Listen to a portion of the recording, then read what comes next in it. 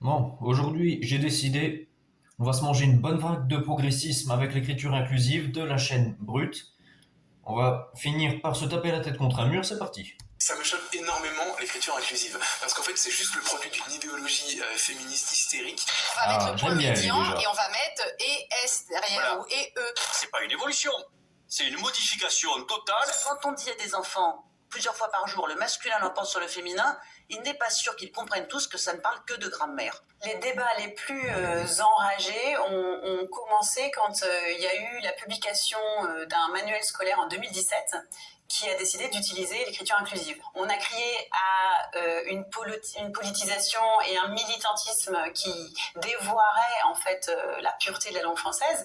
Et il est sûr que ces propositions émanent eh bien, d'un certain militantisme. L'écriture inclusive, en fait, dans certains pays francophones, c'est appelé le langage non sexiste. Et c'est un ensemble de recommandations, de propositions pour rendre plus égalitaire la langue, pour qu'on puisse mieux voir les femmes dans l'espace public. Il y a le lexique. Vous savez, je vais déjà faire une pause. Je me dis quand même quelque chose. C'est qu'on est passé d'un combat féministe qui, à la base, se battait pour avoir des droits égaux devant la loi, avoir le droit de travailler et de pratiquer des sports, à ça. Ça, c'est notre combat féministe actuel. L'écriture inclusive. Vous savez, je comprends pas cette idée de vouloir rendre la langue plus égalitaire. Pourquoi je comprends pas? Parce que quand on dit par exemple, je sais pas, la pluie. Ok, c'est des mots féminins. Très bien. Mais mot féminin ne veut pas dire forcément femme. Tout comme de l'autre côté, c'est pas parce qu'un mot on dit, je sais pas, un abat-jour, que derrière cette idée, parce qu'on a dit un abat-jour, il y a forcément cette idée de domination de l'homme de la langue. Non, ça n'a aucun sens. Là, pour le coup, ça n'a aucun sens. Effectivement, je comprends pas le combat là, moi non plus. On va avoir des propositions pour féminiser les noms de métiers. Il y a ce qui concerne la grammaire. Donc dans la grammaire, on pratique en fait depuis à peu près 3-4 siècles l'accord non pas de proximité, mais l'accord selon le masculin, en vertu de cette règle qui est apparue en fait au XVIIe siècle, qui était que le masculin l'emporte sur le féminin. Et les féministes proposent qu'on laisse tomber cette règle et qu'on privilégie ce qui s'appelle l'accord de proximité. C'est-à-dire que si je dis les garçons... Je fais juste une pause parce que du coup, je me rends compte que je me suis trompé, j'ai fait une erreur. Effectivement, on parlait juste des cas de grammaire. J'ai confondu écriture inclusive et féminine universelle. C'est encore deux langages de féminisme différents, ça. Donc là, effectivement, les idées qui sont mises en avant, c'est simplement d'un point de vue purement grammaire. Donc d'un point de vue ce qui va être conjugaison plutôt. Donc effectivement, je me suis trompé. J'admets là-dessus, point pour eux. Si on peut dire ça comme ça, bien sûr. Et les filles sont heureuses, je dirais heureuses parce que fille est le plus près d'heureux. Alors que si je dis les filles et les garçons, je dirais ils sont heureux. Ça c'est la grammaire. Mais alors juste un truc, fondamentalement ça changerait quoi? J'attends qu'on me réponde. Hein. Fondamentalement, dire les filles et les garçons sont heureux ou heureuses, ça change quoi? On est d'accord que ça change rien. On est d'accord que l'idée véhiculée c'est la même. Donc pourquoi nous faire chier? Pourquoi nous faire chier avec cette langue? Je sais pas, hein, je pose la question. Et enfin, il y a le point qui, en fait, est le plus polémique aujourd'hui, qui est le point médian, qui est en fait une convention graphique.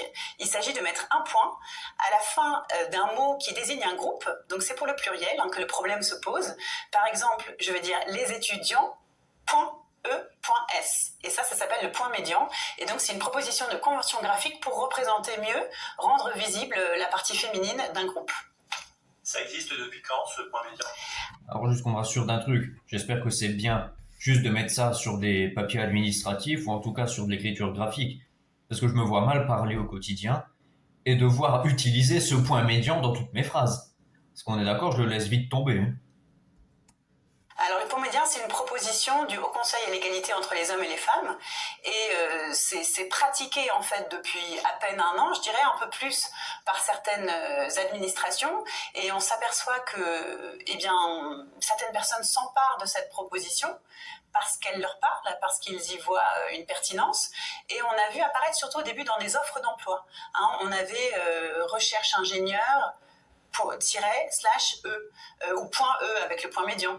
Mais il faut savoir que, en fait, ça fait longtemps que la plupart d'entre nous, on pratique un peu d'écriture inclusive. C'est-à-dire que dans nos mails, on s'écrit « chers amis ». Vous savez, ça je pense que c'est une bonne idée dans des documents administratifs ou quoi, mais de l'utiliser dans la vie courante, pour moi c'est juste un combat, c'est même pas un combat féministe pour moi, c'est juste un combat de bourgeoises du 16e qui n'ont rien trouvé de mieux à faire que de nous faire chier avec des règles de grammaire nouvelles au quotidien. Voilà, pour moi ça s'arrête là. Parce que je suis pas sûr que ça change grand chose d'un point de vue, que ce soit d'un point de vue économique ou social. Ça n'a absolument aucune importance, son E médian, là, son point médian. Je suis désolé, mais à un moment, l'écriture inclusive, ça a des limites quand même. C'est que ça sert à rien. C'est que ça sert absolument à rien. Pourquoi changer maintenant toutes des règles? Surtout qu'en plus de ça, ne changerait même pas le sens des mots. Ça n'a aucun intérêt. Vouloir changer une langue sans vouloir changer un sens, ça n'a aucun intérêt. C'est juste une perte de temps. C'est pour ça que je dis, c'est juste un combat de bourgeoises du 16e qui ne savaient pas trop quoi faire un samedi après-midi et qui se sont dit que ça allait être bien de faire chier les personnes qui n'ont rien de mieux à faire. Entre parenthèses E, S, ou alors sur nos cartes d'identité, il y a né, entre parenthèses E, le, tel jour. Voilà, il y a d'autres formes, d'autres Mais là, déclinaisons. attends. Né entre parenthèses E. Je veux dire, je vais regarder, tiens, j'ai mon papier d'identité à côté de moi. On est d'accord que pour un homme, on va pas marquer né avec entre parenthèses E. Et pareil pour une femme, on va rajouter le E, on va pas mettre juste né, N, E accent aigu, on est d'accord. Je vérifie, hein, juste. Regarde, on me permet.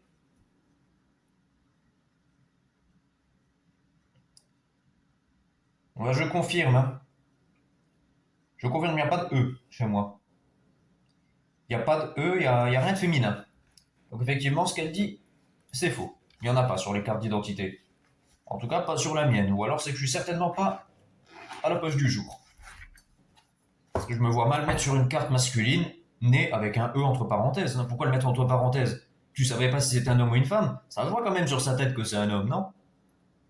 Et pareil pour l'inverse, du coup. Si t'as une femme, tu mets pas le E entre parenthèses, tu vois que c'est une femme, c'est visuel.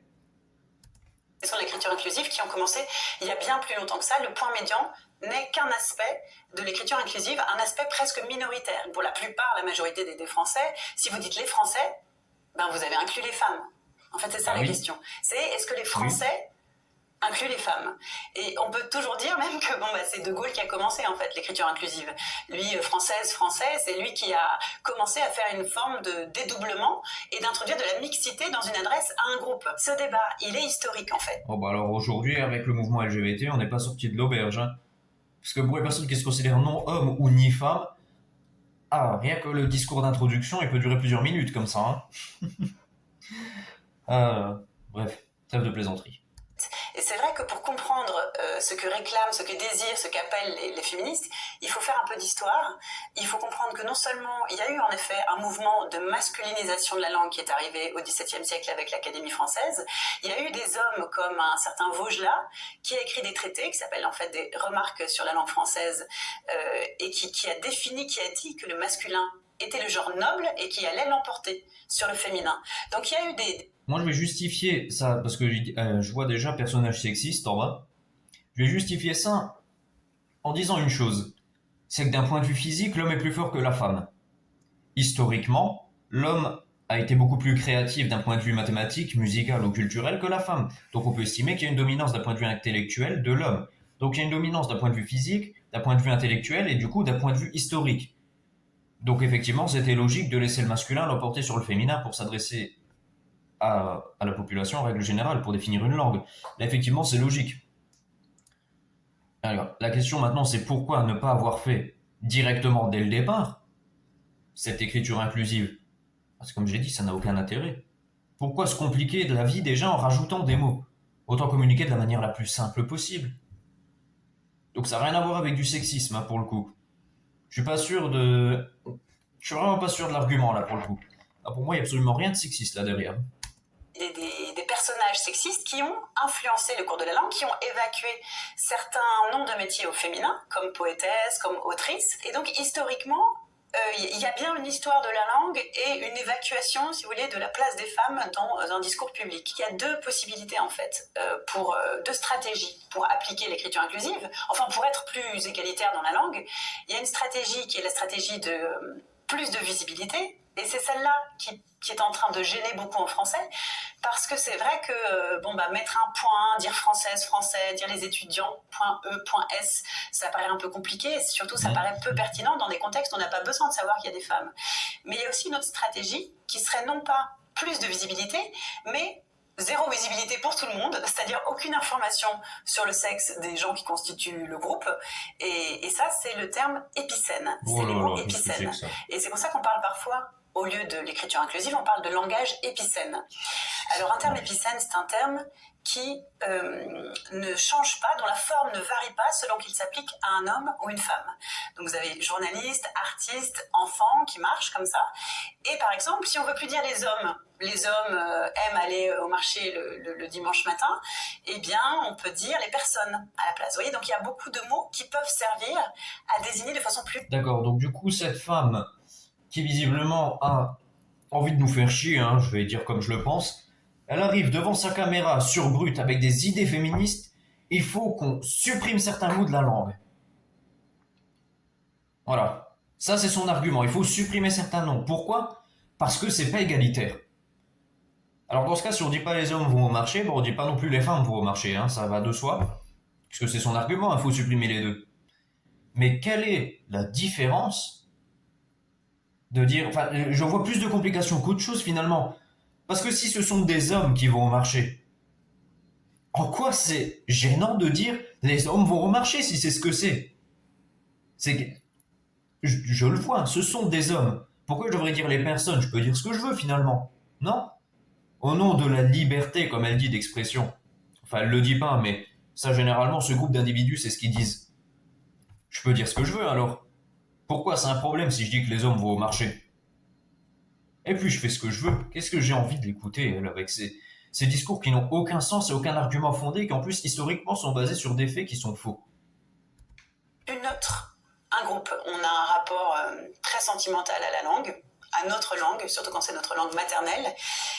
Donc on a l'impression que c'est une langue sacrée, que la toucher remet en cause notre identité. Donc on vit très mal les évolutions, surtout si on a l'impression qu'il y a une sorte de terrorisme verbal qui s'agite là, qui n'a rien à voir, et qui surtout vient déclarer caduques les valeurs de signes qui marchaient très bien pour nous. Si le pluriel, si les Français pour nous incluent complètement les Françaises, on trouve ça absurde de rajouter françaises et français. Mais voilà, j'interprète ça comme un moment de la langue, un moment d'ajustement, un moment de rééquilibrage après des siècles de langues qui avaient en effet pris un tournant sexiste. Et sans doute que tout cela a vocation à se tasser. Ouais, et ben on va la laisser dans son évolution tout seul. Ça, c'est clairement pas pour moi, hein. Toutes ces conneries de féminisme, pour moi, c'est par la fenêtre. On arrête là, hein.